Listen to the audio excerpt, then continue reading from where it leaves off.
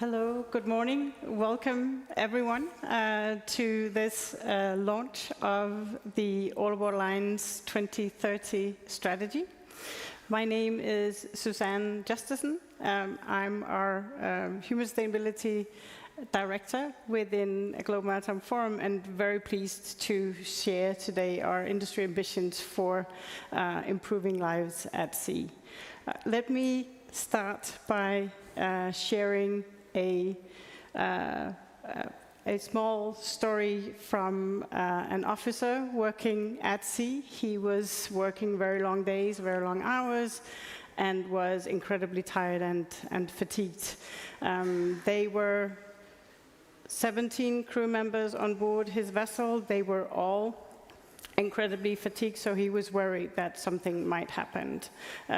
So what he did was he reached out to his flag state, hoping that they would help adding more crew members to the vessel. But what the flag state did instead was that they lowered the minimum requirement from the 18 that it was to 17 instead.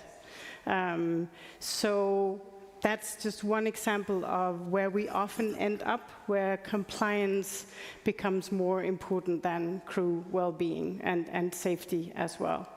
What we're doing with this strategy is we want to focus not on compliance, but on improving lives at sea. So the way that we are, I can't see the way that we are proposing to do that is that we are, with the All Aboard Alliance, which is a community of companies very much focused on putting people at the heart of every voyage. With this strategy, we want to create or hope and aim to define a shared direction for the industry towards 2030. In showing and working together to make life at sea safer, more attractive, and truly human sustainable by 2030. We have nearly 2 million seafarers that are working on board our fleet to make to move global trade every single day. They deserve safety, they deserve respect, and they deserve well-being, just like everyone else. The future of this industry very much depends on its people, and human sustainability is a key condition to make that happen. So let me now hand over to the co-chair of the All Aboard Alliance, Mikael Skov, who's also the CEO for Hafnia. Over to you, Mikael. Thank you, and also from me, a big welcome to everyone here today. I would just like to start with just saying very quickly that thank you very much to the Global Maritime Forum and to the All Aboard Alliance team for assisting and helping the industry in improving on this very important task. So I'm personally very proud of having been co-chair for this and have been involved in this for a number of years, and I think it's one of these areas that there is still room for a lot of improvement, which is what we're trying to outlay here in the strategy. So just starting a little bit looking at the actual strategy and what we set out to do. First thing first is that we do need to have the correct data, and we do need to understand situations before we can improve them. So this has been a fundamental part of the All Aboard Alliance since day one, that it's not about emotions, it's not about guesswork in general, it's about trying to collect data and get the right impression of what status is. And this is what we've been trying to do and what we will continue to do, and make sure that we can progress on the back of understanding situations. It should also be clear that this is not saying that the industry overall is at the same standard. The All Aboard Alliance recognizes that owners are at different levels. Some have much better conditions, much better working conditions than others. We are simply trying to help raise the floor so that we as an industry collectively can help each other move forward and be proud of the conditions that we're offering to everybody, whether you work at sea or on shore. So here are some of the statistics, and as you can see, some of these numbers are super important for us to address. Across the global fleet, we have suicides for account for 6.5% of seafarer death, which is more than 4 times the global rate of 1.5%. It's a big number, and obviously it's one of the things that we need to address. The same with work hours. We have crew work 75 hours per week, which compares to a global average of 48 hours in general. So a lot of these things, particular work hours, will create fatigue. It will create an unsafe working environment, and all these things will lead to more incidents and accidents in general. So we do need to focus on these data and try to see how we can not just improve on them, but also actually make them more compatible to what we would expect, whether you work again at sea or on shore. There should be no difference really in how you look at your business and how you look at the people that work for you, irrespective of the location they're in. I think we go to the next slide. So this is what I was kind of just getting at a little bit on, which is the fatigue part. We're seeing this more and more as a general issue. We do need to work a lot harder to try to make sure that the working environments are more inclusive and more safe. And I think one thing that's important around this is also that one of the aims of the All Aboard Alliance is to try to link a better and safe working environment with better safety performance and overall a better result for the business. So this all goes hand in hand. This is not just about an isolated case of a moral compass. It's actually about connecting things that, if they improve, will help on the business overall, which kind of makes the full circle as it should be. Maybe on a final, before I give over to Susanne, I think just one comment to make here is the All Aboard Alliance is all about collaboration. Anything that happens in this industry, whether that's an environmental part or it's a safety part around the crew, is something that the industry will be liable for overall. So we all have an interest in making sure the industry has a proper reputation when we attract and retain talent. So we can be happy with our own individual performance in a company, but the reality is that doesn't work. It has to be collaborative, and it has to be an industry as a whole that needs to solve these problems. So let me hand over again now to Susanne, I think. Thank you. So we know that internet access, Wi-Fi, is incredibly important for maritime professionals everywhere, for seafarers out there. We learned that in our Diversity at Sea pilot, but we are also hearing that on an everyday basis. It's basically becoming more or less of a human right to be able to connect with your family, with your friends when you work on board. And here's what good looks like. I had the opportunity to be on board one of our pilot vessels for the Diversity at Sea pilot, and saw this mother of 3 who was on her phone doing a video call with her, I think, 8 or 9-year-old son, guiding him through his daily homework. And when I talked to her about this later, she would explain how important it was for her to still be able to reliably be able to connect, make appointments with her children as to when she could spend time with them. And have the time also while on board to be able to do that. And that's not a luxury.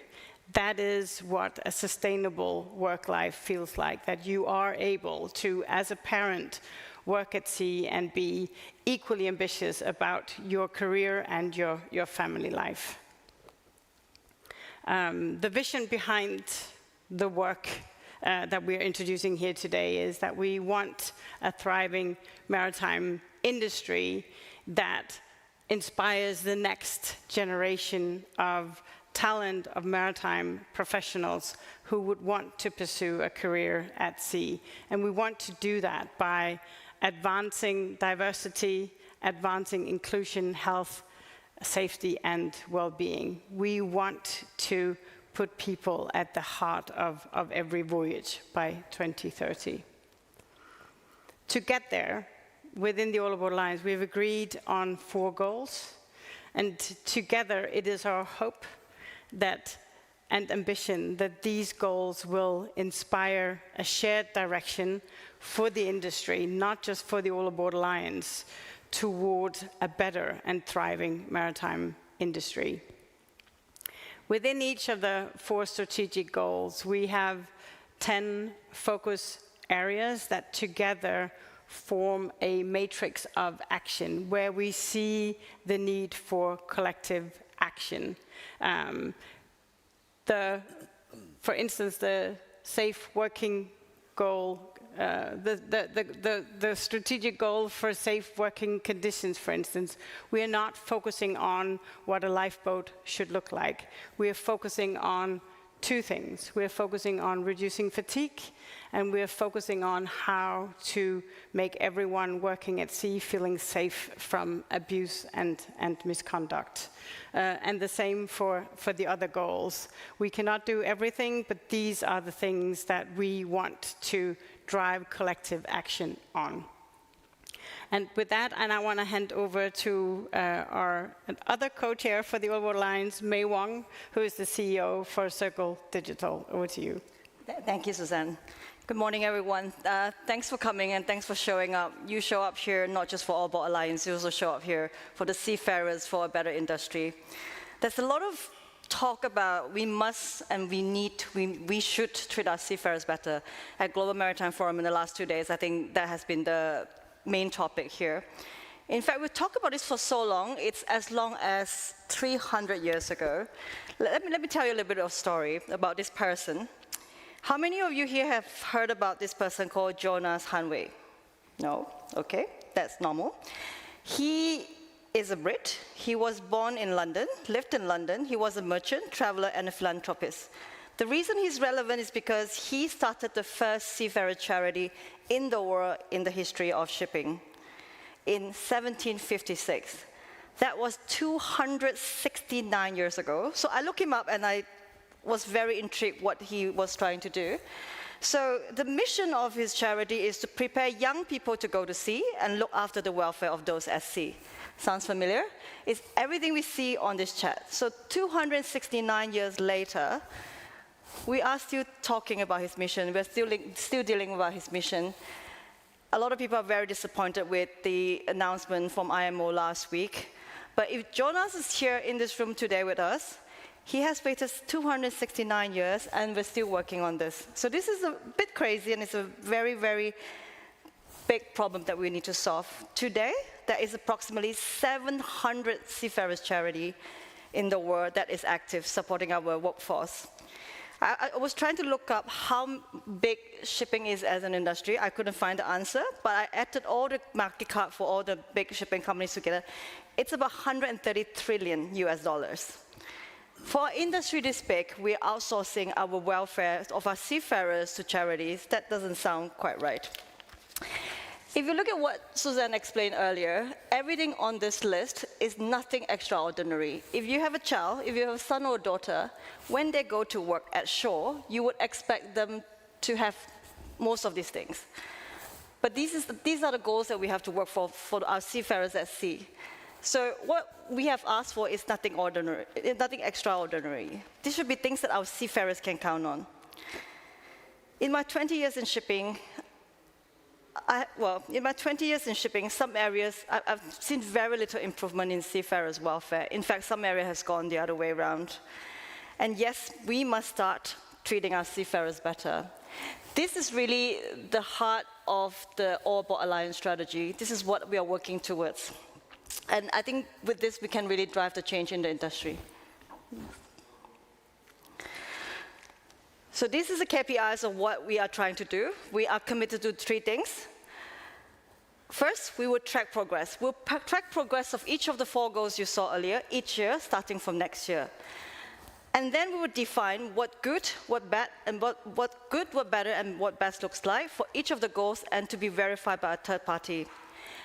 And the last one is we will work with across the value chain to incentivize industry adoption for those standards. And yes, we know this is really hard. This is 269 years hard. I think shifting any behavior in shipping is going to be something very, very, very critical, but it's not impossible. We have seen a very good example of the Poseidon Principles.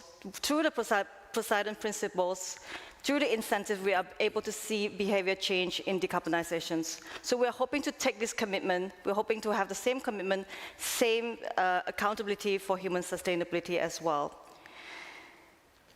And we hope, like I said earlier, to work with all the different stakeholders, the insurers, the financials, the banks, the charterers, to work together and find an incentive so that when we treat seafarers better, when we try to improve their lives for the long term, it's not just based on goodwill, it's actually very good for business. Mikael, do you want to join me for? Yep.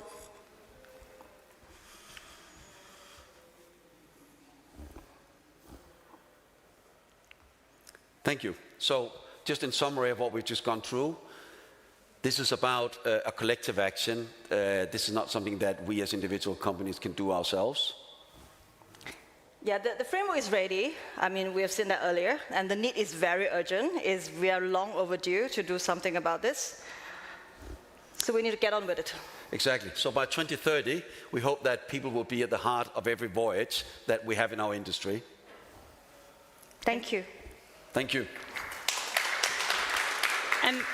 And thank you to both of you. Please have a seat. We'll now talk a little bit about what we are hoping to see. But first of all, thank you immensely to both of you for having been so involved. It took us about a year, a little bit more, to develop this strategy.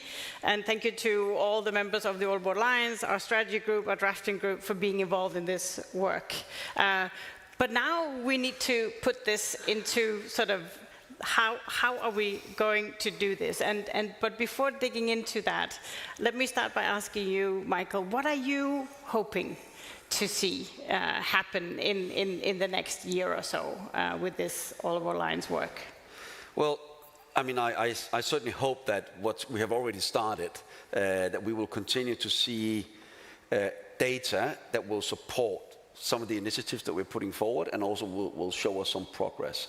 I think it's one of these, for me at least, the big thing is that this doesn't just become a fluffy discussion about things in general, but that we're actually able to connect these various initiatives to the actual business, and thereby showing a lot of people, particularly also people that don't have access to the same resources as big companies have, that there is a path that you can help lifting the floor. So that's definitely part of my hope we'll get there. Thank you. Meei, so we just had an opportunity to launch the strategy right before this with members of the All Aboard Alliance here. And we had the opportunity to look into what are the issues that are more urgent and that we hope will be more impactful. According to you, where do you see that we most urgently need to take action as the Alliance and as an industry? I was very encouraged by the launch this morning. So I was walking around the room talking to different people. The 4 goals we set earlier in the report, I think all the 4s are very important. When you talk to different people have different need or different feeling of urgency. But I would say all the 4 goals that we've set are equally urgent, equally important for us to achieve next year.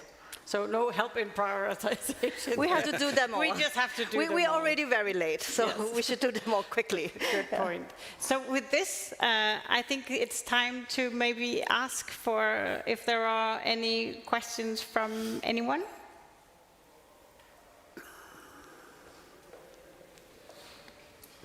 So you highlight the systemic issues in the industry, and I know you've talked about how it's hard to change it as an individual company, as an individual ship owner or ship manager.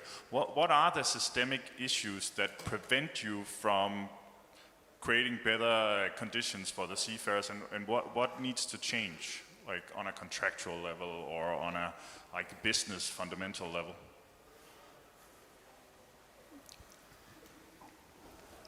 We'll let the ship owner go first, and then I'll do the non-ship owner view of that. Yes, so I think there are a number of things. I think fundamentally, we can't ignore the fact that there is a lot of bias in our industry, right? That kind of goes back many decades. And I say this also recognizing that it's not necessarily always deliberate. I just think there have been certain things that has been ongoing for a long, long time that needs to kind of be revisited.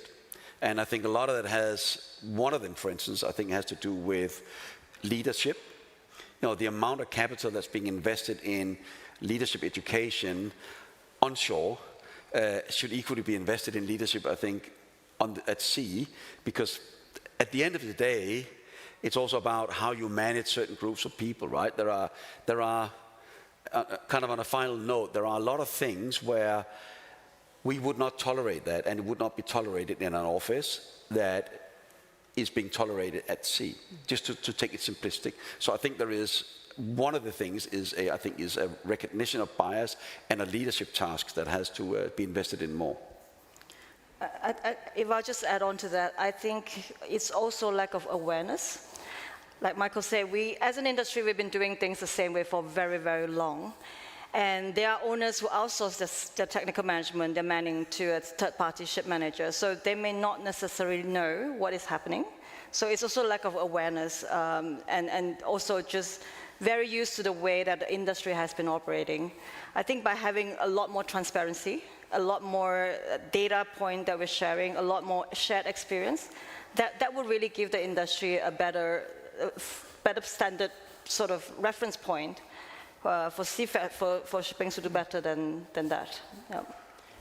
And I could possibly add that it's also very much about aligning incentives across the industry towards better well-being. That right now there are too many incentives that will focus action towards profits, towards short-term outcomes, whereas what we are hoping to see with this, that it becomes a shared alignment of we can all see the need to do this, so how can we all work together to achieve that? And I think transparency and mutual accountability are two important ways that we can achieve that, and what we also hope to achieve with the strategy. I also think in reality there are financial incentives that comes with that. Yeah. I think because we've been doing the same thing, same way for too long, we need to look at how that is impacting the seafarers and therefore the operations, the ship's operations, the ship performance. And if we can find some correlations to the performance, I think the owners will be more inclined to do it. Yeah, well, that's a good point. I think we need to wrap up, but thank you so much for being here, and thank you to Mikael and Meei for all the work that you put into this. Thank you. Thank you, Susanne. Thank you. Thank you.